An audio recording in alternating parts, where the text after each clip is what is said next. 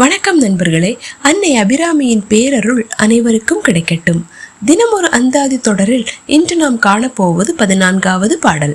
தன்னம்பிக்கை பெருகவும், எடுத்த காரியத்தில் தலைமை தாங்கும் ஆற்றல் கிடைக்கவும், சமுதாயத்தில் உரிய மரியாதை பெறவும் அன்னை அபிராமியின் இந்த பாடல் மிகச்சிறந்த வழியாகும். தேவர்களை வணங்கும் அன்னையின் திருவடிகளை நாமும் வணங்குவோம். வாருங்கள் பாடலை பார்ப்போம்.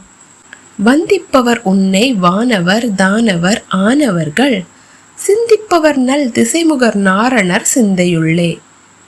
பந்திப்பவர் அழியா பரமானந்தர் பாரில் உன்னை, சந்திப்பவர்க்கு எளிதாம் எம்பிராட்டி நின் தன் மொழியே. வந்திப்பவர் உன்னை வானவர் தானவர் ஆனவர்கள். தாயே, உன்னை தேவர்களும் அசுரர்களும் மற்றும் முனிவர்களும் எப்போதும் வணங்குகிறார்கள். சிந்திப்பவர் நல் திசைமுகர் நாரணர் சிந்தையுள்ளே. நான்முகன் பிரம்மாவும் திருமால் நாரணரும் தங்கள் மனதினுள் எப்போதும் உன்னையே தியானிக்கிறார்கள்.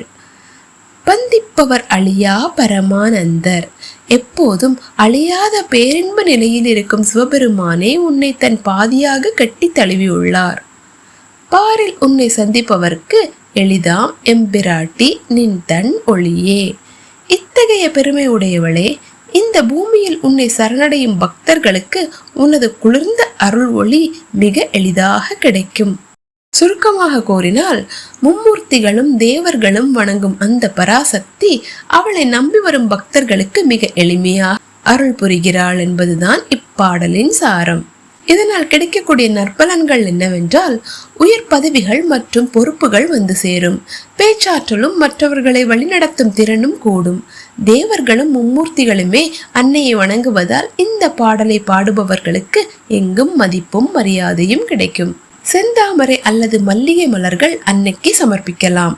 இனிப்பு கலந்த பால் சாதம் அல்லது பஞ்சாமிர்தம் படைப்பது மிகவும் சிறப்பாகும்.